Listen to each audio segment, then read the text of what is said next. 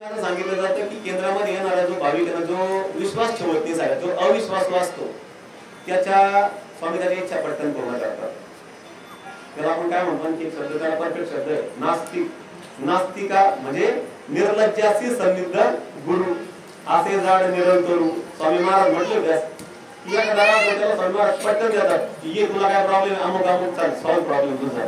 तर स्वामी असं आता काल बोलापासून खूप ऐकतो बघा सत्यामध्ये खूप छान मला खूप छान वाटतं की स्वामी महाराजांना घाई झालेली की आपल्याला घडवायची घाई या ठिकाणी झालेली.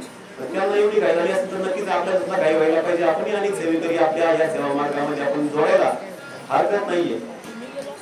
तर मग आता या ठिकाणी आपण ज्या इतक्या सुंदर सेवा आहेत, जे नवीन सेवेकरी आहेत, बहुसंख्य नवीन सेवेकरी आहेत, मला असं वाटतं की इथं कुठे त्यांच्यासाठी असावं जास्त जुने जे आहेत ते आमची मार्गदर्शक आहे, नवीन जे आहे त्यांनी थोडंसं ऐकावं असं माझं या ठिकाणी आपल्या सर्वांना विनंती. श्री गुरुचरित्र पारायण का करतो आपण? नाना प्रकारच्या अडचणी.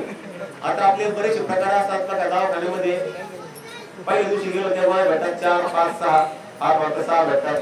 त्याच्यात एक फरक पडला तर परत 3 दिवसानंतर या, परत मग तुम्हाला अँटीबायोटिक वाढवून देऊ, मग तुम्हाला आराम पडला कधी पडला नाही, मग परत या एक टेस्ट करू आपण तुमची ताप जरा जास्त येतोय आणि मग परत नंतर पाहतात याचं कोण होत नाही का MRI करा वगैरे. हे स्टेप्स आहेत ना. मला वाटतं सुद्धा अध्यात्मामध्ये पण काही स्टेप्स असतात.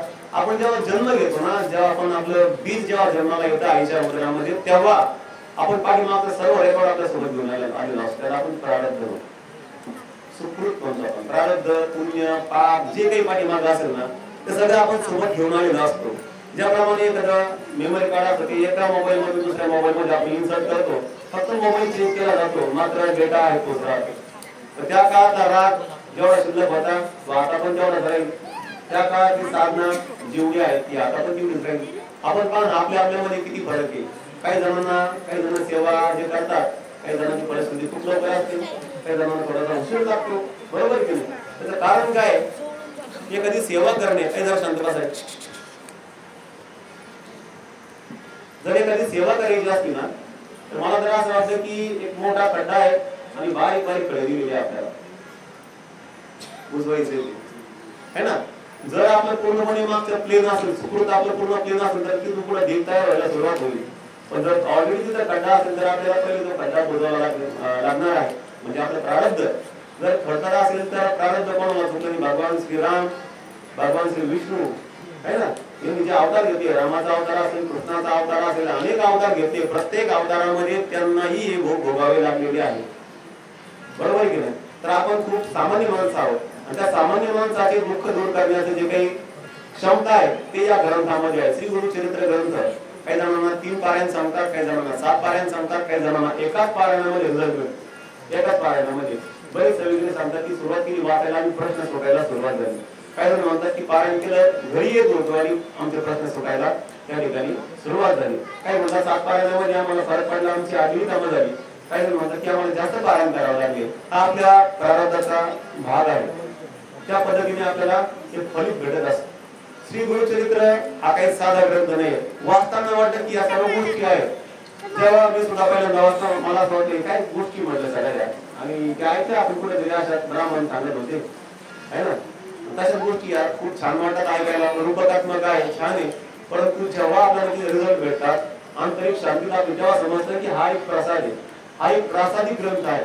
म्हणजे याला प्रासादिक ग्रंथ काय म्हणतात की तुम्हाला याच्यातून काहीतरी आउटपुट भेटतं. जे आपल्या काम्य सेवा आहे. आपण इथं नाड्या ठेवले बघा पहिल्या दिवशी हे कसं ठेवले आपण जेव्हा हे आहे आणि असं व्हायला पाहिजे म्हणून हे तुमच्या समोर ठेवलंय. तुम्हाला सांगितलंय आता तुम्ही करून घ्या. म्हणजे आपण तिथं सुद्धा कंडिशन घालतो. म्हणजे आपला अजूनही अनकंडिशनल लव देवावरती नाही. म्हणजे आपल्या अटी शर्ती असणारं प्रेम. तुम्ही मी हे केलं तर तुम्ही मला दिलंच पाहिजे, बरोबर. अर्थात ते स्वामी महाराज आपलेच आहे म्हणून आपण त्यांच्याकडे हक्कानं मागतो आणि हक्काने मागतो. आणि निश्चितपणे या श्री गुरुचरित्र पारायणानं ज्या काही आपल्या वेगवेगळ्या प्रकारच्या व्याधी असतील, भौतिक असतील, आध्यात्मिक असतील, सगळ्याच प्रकारच्या शारीरिक असतील, अनेक जणांनी त्या संकटातून त्यांची मुक्तता झालेली आहे. आपण अगदी जुन्या पण गोष्टी जर आपण काय ऐकल्या वाचल्या, आपले आजी आजोबा असतील त्यांच्याही अगोदरच्या असतील, श्री गुरुचरित्र ग्रंथाला अत्यंत जबरदस्त असं महत्व आहे. त्याची महती जेवढी आपण सांगू तेवढी. का बरं आपण इतर ग्रंथ वाचायला घेत नाही? हा प्रासादिक ग्रंथ आहे. बाकीचे ग्रंथ सुद्धा आहेत, ज्ञान देणारे ग्रंथ आहेत, चिंतन करायला लावणारे ग्रंथ आहे, परंतु हा डायरेक्ट दत्तप्रभूंच्या त्यांच्या सोबत कनेक्ट करणारा हा ग्रंथ आहे.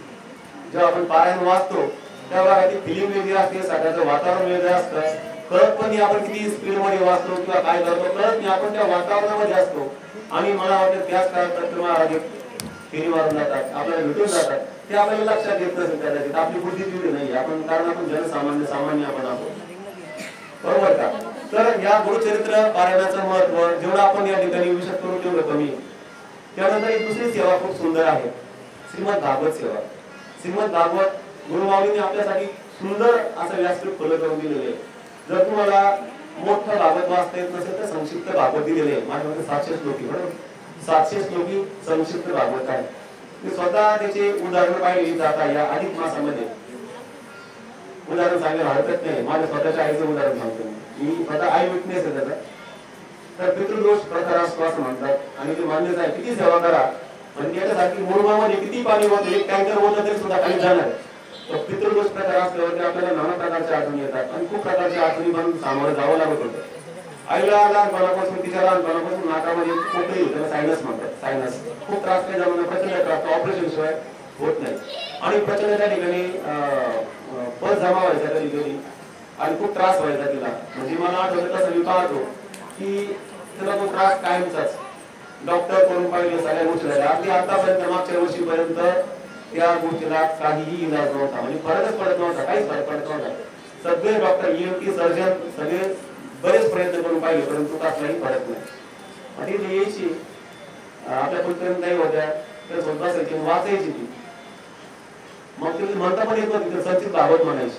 जे असेल ते वाचून ऐकून मग एक दिवशी मी गाव, मला पण सांगितलं, गावात अनुभव सांगितला की जो मला तिच्या बालपणीचा त्रास होता तो बालपणीचा त्रास हा जवळपास 70-80% कमी झालेला आहे. मला मोकळा श्वास घेता येईल. म्हणजे हा की बरोबर पितृदोष असतो आणि त्याचा काहीतरी आपल्याला इफेक्ट होतो, साईड इफेक्ट सुद्धा होतो. असा हा श्रीमद भागवत ग्रंथ. जेव्हा खूप आडीदडीचा सामना असतो, आयुष्यातील प्रश्न सुटत नाही, तेव्हा श्रीमद भागवत ग्रंथ हा माणसाने वाचावा. असा परमप्रासादिक श्रीमद भागवत ग्रंथ आहे. जरी शक्य नसेल आपल्याला नेहमी वाचण्यामध्ये तर श्रीमद एखाद्या एकादशीच्या दिवशी आपण वाचू शकतो. भगवान विष्णूंचा आवडता वार बुधवार आहे, आपण त्या दिवशी पण वाचू शकतो. जेव्हा शक्य होईल तेव्हा आपण हा भागवत ग्रंथ वाचू शकतो. त्यानंतर विष्णू सहस्रनाम खूप सुंदर सेवा आहे, छोटंसं पुस्तक आहे, 12 ते 15 मिनिटांमध्ये वाचन होऊ शकतं. गिरमता या त्यासाठी लवकर होऊ शकतं. आपल्यासारखा जरा टाइम लागेल परंतु काही पटकन वाचलंय की नाही. विष्णू सहस्रनामाचा महिमा इतका गायलेला आहे की अगदी जीवनातल्या किती कठीण प्रसंग असू द्या, जर आपल्याकडे त्याचे ठरलेले पाठ आहे, तुम्ही जर तेवढे त्या पद्धतीने मनोभाव केले तर जीवनामध्ये किती जटिल समस्या असतील तर भगवान विष्णू स्वतः आपली मदत करतात. आणि त्या सेवा करताना एक गोष्ट आपल्या सर्वांना जाणवते, सेवा करता करता आपलं जे अंतरंग आहे ते फुलत जातं कुठेतरी. दुसऱ्या दिवशी राग कमी होत जातो, दुसऱ्या दिवशी प्रेमच वाढत जातं. आणि तीच आजची काळाची गरज आहे. आजच्या काळात एवढा स्ट्रेस वाढलाय ना, कोणाला थांबायला अजिबात इच्छा नाही. मला सगळ्यात पहिल्यांदा घरी जायचं आहे. रोडला पण पाहतो इतकी घाईरात ना, त्या घाईमध्ये सगळे ऍक्सिडेंट होतात. ऍक्सिडेंट नावाची कन्सेप्ट ही नाहीच आहे असं म्हटलं जातं. There is no concept of accident. नाही ऍक्सिडेंट, अपघात ही कन्सेप्टच नाही, ती चुकच असते. ती चुकच असते. ती फक्त कोणाला समजते? जो गाडी चालवत असतो त्याला समजते. कोण चुकलाय, समोरचा की आपण, बरोबर की नाही. अशा पद्धतीच्या अनेक घटना घडत असतात. या सर्व घटना आहेत, या सर्वांची प्राणताची म्हणजे जी घाई जी आपल्याला झाली ना, आणि आपण घाई म्हणतो सगळ्या प्रकारची घाई, ती घाई कुठेतरी शांत व्हावी, आपलं मन स्थिर व्हावं, यासाठी या सगळ्या साधना आपल्याला केलेल्या आहेत. या विष्णू सहस्रनामाने आपल्याला भगवान विष्णूच्या खूप जवळ जाता येतं. आपल्या आयुष्यामध्ये सुंदर सुंदर घटना घडू लागतात. बऱ्याच जणांना वाटतं, आता मला पण लहानपणी वाटायचं की आपण तपश्चर्या केली, कारण मालिका पाहिजे, आपण मालिका घालून बसला, वारव तयार झालं, ओम नमः शिवाय म्हटला, ब्रह्मदेव प्रगट झाले, त्याला दिसले. मी तर बराच काय म्हटलं, मला काय दिसले अजून कसं काय ते ब्रह्म सोपं घेऊन दिसायला. पिटली महाराजांनी 36 वर्ष साधना केली, तेव्हा त्यांना स्वामी महाराज भेटले.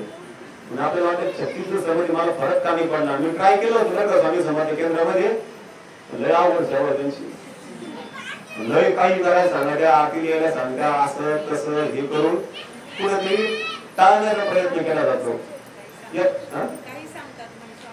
हा काही गोष्ट सांगतात तुमचं घर दुरुस्त करा, असं करा तसं करा, परंतु ते जेव्हा एखादी व्यक्ती भोगते तिला समजतं की त्या अडचणी ऐकून काय असतात है ना. जर काल पण आपण ऐकली तर कोणी सगळ्याच्या गाड्या स्मूथ चालल्या, गाडीत अजिबात येत नाही, या गाड्या काहीतरी प्रॉब्लेम मध्ये आहेत, त्या गाड्या या गॅरेज मध्ये रिपेअर होतात आणि रिपेअर करणारे एकमेव स्वामी समर्थ महाराज आहेत. कारण बघा देवाने खूप सुंदर बोलली की अकाल मृत्यू जो आहे तो फक्त श्री स्वामी समर्थ महाराज करू शकतात.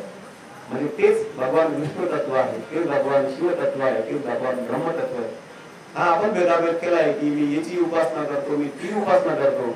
परब्रह्म भगवान श्री स्वामी समर्थ महाराज या युगाचे चालक मालक पालक आपण ज्यांना म्हणतो ते स्वतः आहे.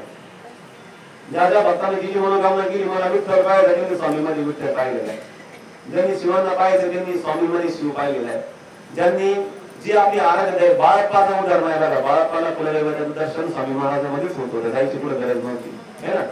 बाळप्पाची परीक्षा झाली आपली काय तिथे बाळप्पा असेल थोडप्पा असेल त्यांची परीक्षा खूप झाली. सांगण्याचं तात्पर्य असं की जी सेवा आहे काम्य सेवा, या सेवेमधून आपल्याला भगवान भेटणार नाही, परंतु भगवान आहेत याचा मात्र आपल्याला 100% साक्षात्कार झाल्याशिवाय राहणार नाही. पुढची एक सुंदर सेवा आहे ललिता सहस्त्रनाम. मला फार आवडते ती सेवा, मला वाटतं आपल्या सेवेमध्ये कुठेतरी आपण ती घ्यावी. इतकी सुंदर सेवा आहे की ज्याला हृदयाचा त्रास असेल, हृदयाचा ज्याला आपण बीपी जर प्रॉब्लेम आहे हृदयाचा सुरू झालेला असेल किंवा होऊ नये असं वाटतं तर विष्णू सहस्त्रनाम हे त्याला रामबाण औषध आहे. स्वतः एका वाचनामध्ये आलं होतं ललिता सहस्त्रनाम, वाचनामध्ये आलं होतं की स्वतः श्री स्वामी समर्थ महाराजांनी एका सेवेकऱ्याला जाऊन तुला म्हणजे दृष्टांत दिलेला आहे की तू एक काम कर, अमुक अमुक या व्यक्तीला ललिता सहस्त्रनामाचा पाठ करायला त्याचा हृदय रोग बरा होईल. आणि तिथून पुढे मग स्वामींनी एक संकेत दिला म्हणजे तो आपल्यासाठी ब्रह्मवाक्य आहे, स्वामींचं वाक्य आपल्यासाठी ब्रह्मवाक्य. आणि तिथून पुढे ललिता सहस्त्रनाम जे आहे ते अनेक जणांनी याचं संशोधन केलंय. आपण जर पाहिलं की ललिता सहस्त्रनामाच्या पुस्तकावरती श्रीयंत्राचं चित्र आहे, गुरुकुलपीठावर जा श्रीयंत्राचं चित्र आहे, बिंदोलीला जा श्रीयंत्राचं चित्र आहे, आपलं कोणतेही प्रकाशन घ्या त्यावर श्रीयंत्राचं चित्र आहे. का याच्या दशमहाविद्या आहेत ना, दशमहाविद्या, त्या दशमहाविद्या त्या श्रीयंत्रावरती विराजमान असतात. जे आपण म्हणतो सध्या आपण आज नाव घेतो ना श्री महाकाली, श्री महासरस्वती, श्री महालक्ष्मी, या सगळ्या देवता 10 प्रकारच्या ज्या मातेश्वरी आहेत त्या ठिकाणी विराजमान असतात. अशी ती सेवा उच्च कोटीची सेवा आहे. त्यामध्ये अगदी म्हणजे देवी देवतांची नावं आहेत, तीच ललिता मातेची पण नावं आहेत. ती जर आपण सेवा आपल्या सेवेमध्ये जर ऍड केली नक्कीच हृदयरोगावरती असेल, मानसिक विकार असतील त्याच्यावरती असेल, किंवा आपल्या कोणत्याही न सुटणाऱ्या समस्या असतील त्यावरती ललिता सहस्त्रनाम एक अचूक उपाय आहे. मी तर म्हणतो सर्वांनी एकदा ज्ञानदान 1, 2, 3, 4 मध्ये माहिती आहे थोडीशी जर आपण वाचून घेतली तर 100% आपल्याला फायदा भेटेल ललिता सहस्त्रनाम. त्यानंतर आर्थिक अडचणी असल्या तर आपण त्या दिवशी साहेबांनी खूप सुंदर सांगितलं होतं, आर्थिक अडचणी असेल तर श्रीयंत्र घ्या, त्यावरती ललिता सहस्त्रनामाचा अभिषेक करा. श्री सुक्त पण आपण जर त्याच्यावरती घेतलंय निश्चित आपले प्रॉब्लेम्स आहेत तर काही महिन्यामध्ये आपले प्रॉब्लेम त्या ठिकाणी सुटायला मदत होते. हा आपला अनुभव नाही एक दोन जणांचा, हा अनेक जणांचा अनुभव आहे. परंतु काही वेळा आपण काय करतो, काही सेवा आपल्या चालू असतात आपण एखादी सेवा पोस्टपोन करतो, एखादी सेवा ती आपण आपल्या याच्यामध्ये ऍड करू शकतो. त्यानंतर आपल्या ज्या दैनिक सेवा आहेत त्यामध्ये हवन सेवा हा आमच्या सर्वांचा आवडता विषय, मुलांचा नामचा. हवन सेवेमध्ये आम्ही काय काय करतो, तात्पर्य असं बरं का सांगायचं की याच्यातून आपल्याला थोडीशी माहिती, नवीन लोकांना माहिती मिळेल, फक्त एवढंच आहे तात्पर्य, हेच मार्गदर्शन आहे. दुसरं मार्गदर्शन काय करायचं, जे येतं तेच सांगावं, जे येतं ते कसं सांगेल आपल्याला. तर त्यामध्ये सर्वात पहिल्यांदा आपण नवार्णव मंत्र म्हणतो. नवार्णव मंत्राविषयी थोडीशी या ठिकाणी माहिती द्यायला हरकत नाही. नवार्णव मंत्र नावाचे 9 अर्णव, त्याच्यामध्ये 9 वर्ण आहे. 9 वर्ण असलेला मंत्र ओम ऐं ह्रीं क्लीं चामुंडाय विच्छ. आपण पुढे जा, कोणत्याही शक्तीपीठावर जा, सगळ्या ठिकाणी तुम्हाला मंत्र लिहिलेला दिसेल. रेणुका माता असेल, कोल्हापूरची कोल्हापूरची अंबा माता असेल, तुळजाभवानी माता असेल, पुढे जा कोणत्याही शक्तीपीठावर जा तिथे तुम्हाला मंत्र दिसेल. दुर्गा सप्तशती माता सर्वमंगल मांगल्ये शिवे सर्वार्थ साधिके. हा प्रत्येक शक्तीपीठावर प्रत्येक देवीच्या मंदिरामध्ये का सहज दिलेला आहे का? नाही. त्या प्रत्येक मंत्राचा संपुट म्हणून वापर केला जातो आपल्या दुर्गा सप्तशतीमध्ये. त्या मंत्राचं जबरदस्त महत्व आहे. ते मंत्र का निर्माण केलेले असतील त्या ऋषींना माहिती, जबरदस्त त्याचा इफेक्ट आहे. नवार्णव मंत्र कोणाला म्हणायला द्यावा, शक्यतो आपण सर्वांनी म्हणावा. नवार्णव मंत्र 9 वर्ण आहेत आणि 9 ग्रह आहेत. 9 ग्रहांवरती आपल्या सर्वांना, मला मी म्हटलो आपण जन्म घेतो त्याच वेळेस आपल्या सोबत आपले सगळे पाठीमागचे जन्म येतात आणि आपला जन्म पण त्याप्रमाणे त्या स्थितीवरती होतो. कधी कधी त्या दिवशी व्हायला नको होतं तेव्हा सुद्धा होतं. कधी इतक्या अडचणी आपण म्हणतो अरे 10-5 मिनिटं माझं पुढे झालं आपण बरं झालं असं काय जन्म माझा असेल काय माझा झालेलं हा दोष तो दोष, हा ग्रह तापला तो ग्रह थंड झाला, हा ग्रह काम करत नाही, खूप अडचणी येतात. परंतु हे जे गोष्ट आहे ना यांच्या हातात पृथ्वी पृथ्वी अशा किती पृथ्वी निर्माण करू शकतात, किती पृथ्व्या नष्ट करू शकतात, अनंत कोटी ब्रह्मांड आहे. त्यांनी म्हणजे आपल्याला या मार्गाची सेवा का दिलेली आहे. 9 जे आपले ग्रह आहेत, 9 ग्रहांची कनेक्टिव्हिटी या 9 अक्षरांमध्ये दिलेली. जेव्हा आपण आपल्या नित्य सेवेमध्ये कमीत कमी एक माळ याचा जप करतो तेव्हा नवग्रह जे आहेत ते ऑटोमॅटिक बॅलन्स व्हायला मदत होते. आपण असं म्हणणार नाही का सगळेच आपले प्रश्न होते, परंतु बॅलन्स होणं सुद्धा नॉट टू जोक, सोपं नाहीये. बॅलन्स होणं सुद्धा खूप अडचणी असण्यापेक्षा सरळ सरळ चालणं कधी पण चांगलं की नाही. आता मोबाईल वाजवण्याचे छान होत छान, पहिल्यांदा आपल्याला डान्सिंग गाडी करायला इकडून इकडून असं तसं रस्ता कुठं खड्डा कुठं तळत होतं. आता छान वाटतंय बॅलन्स. तो कधी दाबली आपल्याला काय गेलं तर म्हणून टाकायचं सगळ्यात महत्वाचं. तसं 99 मंत्र आपण जर म्हटला तर आपल्या बरेचसे दोष आपले कमी होतात, स्वभावामध्ये सुद्धा बदल घडू लागतो. मी म्हणतो लहान मुलांना सगळ्यात महत्वाचा हा मंत्र द्यावा, म्हणून कमीत कमी 9 वेळा त्याला म्हणायला लावा लहान मुलांना. त्याचा फायदा असा आहे की चिडचिडी कमी होते, अभ्यासामध्ये त्याची काही प्रगती असेल कुठेतरी फुटली असेल तर 100% त्या मुलाला त्या मुलीला नक्कीच फायदा होतो. नुसते हा म्हणू नका, आपल्या सेवेमध्ये सामील करा 99 मंत्र. त्यानंतर आम्ही दररोज पुढचा मंत्र घेतो. कोणता घेतो आपण? गायत्री मंत्र, मूळ गायत्री मंत्र. ओम तत्सवितुर्वरेण्यं भर्गो देवस्य धीमहि धियो न प्रचोदयात्. त्याला संपूर्ण लावलेले आहे, पण आपण हा मूळ गायत्री मंत्र म्हणतो. का म्हणतो? गायत्री माता ही आपण ज्याला म्हणतो की सर्व मंत्रामध्ये श्रेष्ठ मंत्र कोणता असतो? गायत्री मंत्र. आपण त्याला उपमा दिलेली श्रेष्ठ मंत्र. तो आपल्या आपण सेवेमध्ये का सामील करून घ्यावा, का ऍड करून घ्यावा? गायत्री मंत्राने सुद्धा जे आपली प्रारब्ध आहे ना सगळे प्रारब्ध धोके जातात असं म्हटलं. मागे पण एकदा सांगितले होते की जे पूर्वीच्या काळात ब्राह्मण होते त्यांच्यामध्ये एवढी शक्ती होती की ते त्यांचे कपडे सुद्धा फक्त ते पाण्यात टाकून वर फेकून द्यायचे आणि आपोआप सगळे धड्या करून खाली येत होते. कॅपॅसिटी त्यांच्या क्षमता ती त्या मंत्रामध्ये होती, परंतु सिद्ध केला होता त्यांनी तो मंत्र. आपण म्हणतो 24 तास आपल्याला अपेक्षा असते 24 मिनिटांमध्ये रिझल्ट भेटला पाहिजे, कसं काय शक्यवर असतं? आपण म्हणतो काय फरकच नाही पडला, मी ट्राय नाही केलं म्हणून दुसरा मार्ग स्वीकारला. तू स्वामी तुमचा अवघड आहे, परंतु श्रद्धा ठेवा, 100% आपल्याला त्याचा फायदा भेटतो. तर गायत्री मंत्र आपल्या मुलांकडून सुद्धा आपण करून घ्यावा. बरेचसे आडली कामं असतात ते आपल्या प्रारब्धामुळे होत नाही. मुलांचा अभ्यास असतो, चित्तवृत्ती स्थिर होत नाही. कुठेतरी गायत्री माता ज्या ठिकाणी तुम्हाला प्रसन्न होते, बाकी सगळ्या देवी ज्या असतात त्यात आपल्याला प्रसन्न व्हायला सुरुवात होतात. त्यामुळे आपल्यासाठी सरस्वती महत्वाची. मुलांसाठी सरस्वती माता जर प्रसन्न व्हायची असेल तर आपल्याला नक्कीच याचा आपल्याला उपासना करावी लागते. ही तर खूप छान चार दिलेला आहे. मुलांना अभ्यासासाठी काय करायचं तो जरी वाचता त्याप्रमाणे सेवा जरी केली तरी लिहिलं की मुलांच्या मार्गामध्ये 10 ते 15% मुलांची वाढ होती, परंतु श्रद्धापूर्वक सर्वात महत्त्वाचा आधी अभ्यास पण केला पाहिजे. नाहीतर मंत्र म्हटलं वाचलं नाही बाकीचं जमेल गाव शक्य नाहीये. आधी तुमचा अभ्यास 100%, मग तुम्हाला नक्कीच स्वामी महाराज सुद्धा त्या ठिकाणी मदत करतील. नंतर त्याप्रमाणे मंत्र आपण म्हणतो की ओम चैतन्य गोरक्षायनमः, सावली मंत्र आपण आपल्या सेवेमध्ये ऍड करतो, हवन सेवेमध्ये ऍड करतो. याच्यात काय आहे?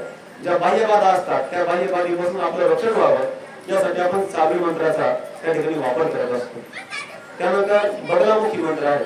आपल्याला सगळ्यांना मॅक्झिमम प्रॉब्लेम जे आहेत सगळ्यांना आपण सर्वच मध्यमवर्गीय आहोत, काही उच्चवर्गीय असतील, काही आपण सामान्य परिस्थिती आहे, परंतु तरी सुद्धा सर्वांना प्रश्न जे काही महत्वाचा प्रश्न आहे तो आहे आर्थिक प्रश्न. बऱ्याच जणांना येतो. बगलामुखी माता जी आहे ती देवता अशी आहे की ती आपल्याला स्थावर आणि जंगम म्हणजे आपण पैशाच्या बाबतीमध्ये जमीन जुमल्याच्या बाबतीमध्ये जे काही आराधनासाठी आपल्याला माहिती नाही. आपण फक्त काय करतो, सांगितलं फक्त बस आपण म्हणतो झालं आपला आवड झालं निघालो. परंतु तुम्ही जर बाहेर थोडंसं बघितलं तरी त्या बगलामुखी मातेच्या या मंत्राचे होम केले जातात, हवन केले जातात, लोक त्याचे रिझल्ट घेतात आणि ते आपण म्हणतो टॉप सेलिब्रिटी ते सांगत पण मी आपल्याला काय काय सेवा करतात त्याच्यामध्ये ती एक सेवा. त्यानंतर आपण कुबेर मंत्र म्हणतो, ओम वैश्रवणाय सेवा आहे ना कुबेर मंत्र, तो सुद्धा आर्थिक प्राप्तीसाठीच तो मंत्र आहे. वल्गा सूक्त आपण म्हणत असतो. वल्गा सूक्ताचं महत्व काय आहे? वल्गा सूक्त ऋग्वेदामधलं खूप जुनं सूक्त आहे. नाडीवर जर आपण 11 वेळेस म्हटलं आपल्या, तर जर आपण आजारी असलो तर आपल्याला त्या आजारातून रिकव्हर होण्यासाठी खूप मदत होते. वल्गस होतं थोडंसं म्हणायला अवघड आहे, पण आपले मुलं खूप छान म्हणतात. तुम्ही प्रॅक्टिस केली तर आपण म्हणू शकतो वल्गस होतं. वल्गस होताची आपण एकदा जरी आपण म्हटलो की वल्गस होतं आपल्या नाडीवर आठवून तरी आपल्याला खूप छान जाणवतं. नजर लागली असेल तर आपण बऱ्याच वेळा पाहतो की लहान मुलं खेळत होता, मुली खेळत होते, अचानक रडायला लागली, काय झालं काय माहिती, मग आपण इथे नजर काढतो वगैरे सगळ्या गोष्टी करतो. कुठेतरी सायन्सने पण मान्य केलं की ह्या घटना घडतात, नजर काढावी लागते. तर वल्गस होतं सुद्धा एक नजर काढण्याचं एक तंत्र आहे जे ऋग्वेदामध्ये आहे. कशाही प्रकारे आपल्याला काही बाधा झाली असेल त्याच्यामध्ये सगळं दिलंय. या अंती चतुर्ग्रामी पात्रे या चतुर्विशर धान्यामध्ये धान्यामधून झाली असेल, डोळ्यामधून झाली असेल किंवा काही खाऊ घातला असेल, कशामधून सुद्धा त्या सर्व बाधेचं निवारण हो. यासाठी वल्गस होतं ही सेवा असते. वल्गस होतं जर हाडाचे जे काही आजार आहेत, मनकेचे प्रॉब्लेम आहेत, खूप राहत येत नाही, तर आपण जर वल्गस होतं 11 वेळेस आपल्या नाडीवरती म्हटलो तर 100% आपल्याला त्या जे काही पेन्स आहेत, वेदना आहेत, त्याच्यातून आपल्याला रिलीफ भेटतं. आपल्या त्या वेदनेमधून बरीचशी मुक्तता भेटते. हा बऱ्याच जणांचा अनुभव सुद्धा आहे. ललिता सहस्रनामाचा एक अनुभव सांगण्यात आलेला. ताप आला, खूप प्रचंड ताप असेल तर आपण जर कधी ललिता सहस्रनामाचं जे आपण जे पाणी तयार करतो ते जर आपण कधी त्या तापलेल्या व्यक्तीला जर आपण लावलं तर काही क्षणामध्ये ताप उतरतो. हा अनुभवजन्य प्रयोग आहे. आपण हा कधी सुद्धा करून बघू शकता. हा जबरदस्त असा इफेक्ट आहे. त्यानंतर अजून बरं काही सांगण्यासारखं आहे, वेळेची मर्यादा आहे. पुढचं सहस्रनाम म्हणता येत नाही, सोपा मंत्र आहे. ओम नमो सर्वमंताय सहस्रमूर्ते सहस्रपादाय किशोरभावे सहस्रनामे पुरुषाय शाश्वते सहस्रकोटी दीर्घायुर्नमः. त्याला एक श्लोकी विष्णू सहस्रनाम म्हणतात. जरी मला 15-20 मिनिटं नाही विष्णू सहस्रनाम वाचण्यासाठी, नक्की मी काय करेल, मी हा एक श्लोक तरी म्हणेल. मागच्या काही महिन्यापूर्वी आपल्याला कॅम्प आपण ठेवला होता डॉक्टरांनी जे टेन्शनवाले पेशंट घेणार, टेन्शन घेणारे पेशंट ज्याला घडतात रडायचा आजार असेल, चिडचिड होते, त्या सांगायची काही बाधा आवश्यकता नाहीये. त्यांना सांगितलं डोक्यावरती हात ठेवा, ओम नमः सर्वमंताय 11 वेळेस म्हणून झोपा. नाही जमलं, स्वामी महाराज आपल्या पाठीमागे त्याची कल्पना करा. अनन्य चिंतन मग निजामापरी उपासते तेषां नित्या देवतानं योग क्षेम महाम्य. स्वामी महाराजांचं वचन आपण 11 वेळेस म्हणतो, स्वामी महाराज थांबा तुम्ही, मी झोपतोय. सकाळी उठलो तुमचा नाही तर तरी पण तुमचाच आहे की नाही. आपण सगळा भार सोडून दिला पाहिजे, बरोबर. तर अध्यात्माचं काम काय माहिती का, काम आहे की खरं सोडून द्यायला शिकलं पाहिजे. अध्यात्माचं कामच काय आहे. लहान मुलांना जरा बोल होईल तर सांगायला हरकत नाही. तर बघा खूप टेन्शन असतं आपल्याला, बरंच डोक्यामध्ये गंजन असते, मी झालं शांत वाटतं. का माहिती का, आपण आपले प्रॉब्लेम सोडून देतो. तुम्ही तुम्हाला प्रॉब्लेम काय करायचं पा मला सांगू नका. तर ते म्हणतात ठीक आहे. जेव्हा आपण काय करतो सोडून देतो तेव्हा आपण काय करतो, खऱ्या अध्यात्माच्या लेवलला आपण सुरुवात करतो चढायला, बरोबर. आपण काय म्हणतो बघा नेहमी, काळजीपूर्वक काय करतो त्याला, आम्ही संकल्प, तुम्ही सांगा संकल्प काय म्हणतो आपण, आम्ही संकल्प सोडला म्हणतो ना, घेतला नाही. सोडला म्हणजे काय, हे दिस इज माय कंडिशन, हा ही माझी कंडिशन आहे, तुम्हाला पूर्ण करायची, मी तुमच्याकडे संकल्प सोडतोय. म्हणजे ही चिंता आत्मस्वरूप कोणाची, महाराजांची चिंता आहे. जोपर्यंत आपण सोडून द्यायला शिकत नाही तोपर्यंत आपली आध्यात्मिक उन्नती व्हायला जात नाही. राग असेल ना, सोडून द्यायला शिकलं पाहिजे. किती जण घरात धरणार आहे आपण, समजा असं बघू की मला 10 जण राग आहे, 10 जणांविषयी मला मत्सर आहे, 10 जणांविषयी माझं शत्रुत्व आहे, 10 जणांविषयी मला जलस भावना आहे, असे 100 जण आहेत माझ्या मनात. पण ते कोणीच माझ्या आठवण काढत नाही कधीच. त्यांना माझ्याशी घेणं देणं नाही, मी त्यांना डोक्यावर घेऊन बसलोय, बरोबर. मग त्यांना जर आपण सोडून दिलं तरच आरामाची झोप येईल, नाही तर येणार नाही.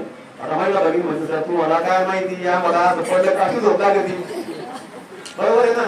परंतु आमचे पुरुष बांधव आम्हाला माहिती आपण झोपत नाही लवकर, ते पाहत राहत्या उद्याचं गणित काय, ते कसे ऍडजस्ट करायचे, बर आता ते कसे ऍडजस्ट करायचे, सोडून द्यायला शिका.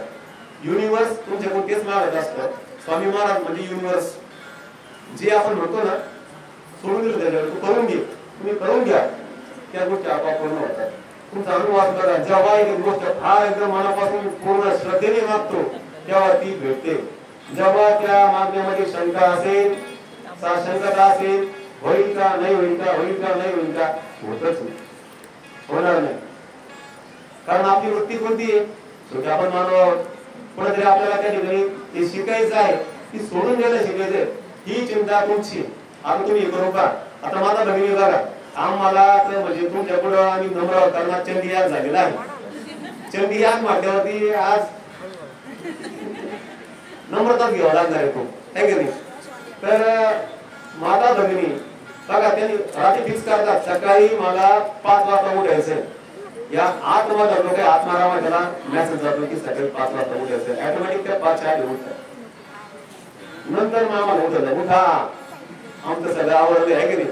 तर हा जो प्रकार आहे ना, हे कुठेतरी आपण आपल्या सबकॉन्शियस माइंडला आपण काहीतरी देत असतो.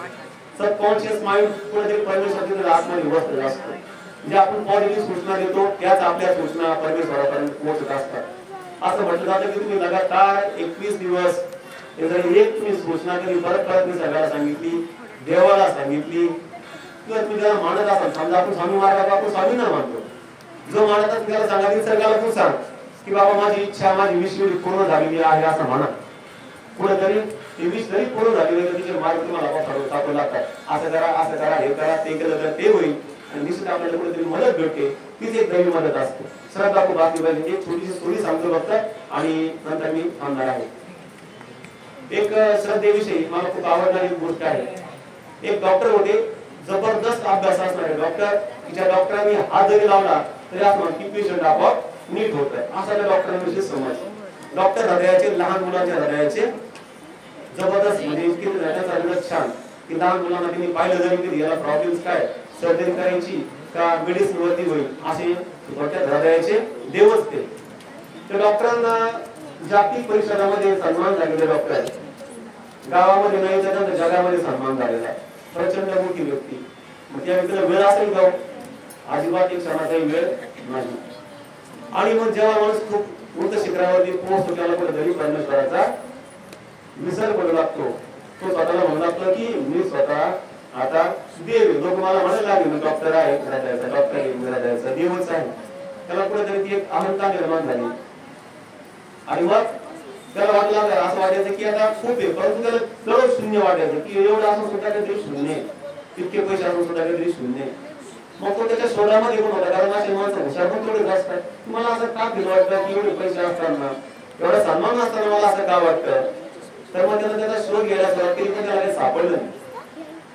परंतु त्याचा जो काही त्याच्यामध्ये नास्तिकपणा होता की देव नसतो, असं काही नसतं, कर्म करा तरच सगळं चांगलं होतं, असा त्याचा एक कुठं जाईल त्याच्यामध्ये एक ठाम असा भाव होता. अशी अनेक वर्ष प्रॅक्टिस झाली. एकदा काय झालं, त्या डॉक्टरांना अचानक एका ठिकाणी कॉन्फरन्सला बोलवलं. कॉन्फरन्सला जाणं खूप आवश्यक होतं. जाण्यासाठी रस्ता जो होता तो फार खराब होता, शक्यच नव्हतं जाणं तिथं. परंतु त्यांना सांगितलं की तुम्हाला इथं हजर राहावं लागेल, तर तुमचं जे काही जागतिक लेवलचा जो दर्जा आहे तो कॅन्सल केला जाईल असं काहीतरी. मग असं काही आधी कधी सामनाला माणूस काही पण कशी गाडी चालवत जाणार असतो. खूप पाऊस येत होता, त्यामध्ये ढगांचा गडगडाट, विजा पण पडत होत्या. अशा कंडिशन मध्ये डॉक्टर गाडी चालवत पुढे चालले होते. असं करता करता एक रस्ता लागला. त्या रस्त्यावरती फार कमी घरं होते. एका घरापाशी, एका झोपडीपाशी डॉक्टरांची गाडी थांबली. गाडी थांबल्यानंतर त्यांनी सगळे प्रयत्न केले. ड्रायव्हर सोबत होता, एक मेकॅनिकल एक्सपर्ट सोबत होता. सगळे प्रयत्न करून पाहिले, पाऊस चालू, गाडी अजिबात खाण्याचं नाव घेत नव्हती. दोघांनी हातवर केले, डॉक्टर साहेब माफ करा, आम्ही तुम्हाला तुमच्या गंतव्य ठिकाणी नेऊ शकत नाही, आम्ही त्या ठिकाणी अक्षम ठरलो आहोत. आता तुम्ही किती जरी प्रचंड मोठे असले, तुम्ही किती महान डॉक्टर असले, निसर्गाच्या पुढे कुणी नसतो आणि परमेश्वराच्या पुढे कुणी नसतो असं वाक्य बोलल्यावर डॉक्टरचा इगो परत जाणार आहे. तुमचा परमेश्वर काय ठरायला काही पण सांगता म्हणते मी काय तुम्ही मार्ग काढ. मग डॉक्टरना परत सुरुवात केली. लहानपणी इकडे फिरायची त्या पद्धतीने. आता एसी मध्ये राहायची सवय होती, पण पाऊस पडायला लागला, इकडे तिकडे फिरायला लागले आणि कुठेतरी एक झोपडी सापडली. त्या झोपडीमध्ये तिथे जाऊन म्हटले, दार खोटावलं, मध्ये ऐका कोणी, आवाज जरा आधार आवाज होता. त्यांच्या डॉक्टरी आवाजामध्ये त्यांनी म्हणजे गरव होता थोडासा. तर एक बाई होती, ती आपल्या बाळा झोका देत होती आणि स्वयंपाक पण करत होती. ती म्हटली आत येऊ शकता, दार उघडे म्हणे. त्यांनी विचारलं की तर कोणी एक चांगला मेकॅनिक मला मिळेल का, कोणी माझी गाडी रिपेअर करू शकतो का. त्या महिलेने सांगितलं इथं दूर दूर पर्यंत 40-50 किलोमीटर एक ही वर्कशॉप नाही गाडीचं आणि पेट्रोल पण नाही, काही नाही, पेट्रोल पंप नाही, मेकॅनिक पण नाही आमच्या गावामध्ये. मग तिथं डॉक्टर भिले पडले, आता काय करायचं. मग ते म्हटले आता काय करू मी. ते म्हटले आता गरीब लोक खूप प्रामाणिक असतात. ते म्हणले डॉक्टर साहेब तुम्ही थांबू शकता आमच्या नोकरीमध्ये. ते म्हणले माझ्याकडे आणखी 2 जण आहेत. ते म्हणले त्यांना तुम्ही थांबू शकता, मी तुमच्या जेवणाची व्यवस्था करतो. तर जेवणाची व्यवस्था ती बाई करायला लागली. मोठेपणा असला जातो आपल्या घरी खूप मोठी व्यक्ती विचारलं पण नाही, तुम्ही कोणापर्यंत सुटमुटावून वाटलं की डॉक्टर फार मोठे आहेत. आणि मग असंच ती मुलाला धोका देत होती. डॉक्टर येऊन बसले आणि 2 मुलं ड्रायव्हर मेकॅनिक येऊन बसले. काही हात बांधून बसण्याशिवाय पर्याय राहिलेला नव्हता. आणि तिथंच कुठेतरी तसं स्वामी महाराजांचं आपल्या घरी थोडंसं अधिष्ठान असतं. तिथं एक देवाचा छोटासा देवाळा होता, एक छोटासा दिवस जळत होता आणि लहान मुलाला धोका द्यायचा एक काम करत होती. चूल फुकणी वगैरे तुम्हाला सगळ्यांना माहिती, ते चाललं तिचं प्रोसेस काहीतरी. कारण खेड्यामध्ये दुसरं काय असतं नाही, गॅस वगैरे त्या काळात नव्हते. आणि मग ती म्हटली हे तू धोका देते, हे कोण आहे. ती माझं बाळ आहे म्हणतो डॉक्टर साहेब. म्हणजे ते असं काय किंवा असं सुन्न का पडलेलं. डॉक्टर साहेब ती माझं बाळ आहे, त्याला हृदयाचा रोग झालेला आहे. आणि मग काय केलं मी माझी म्हणे मी एक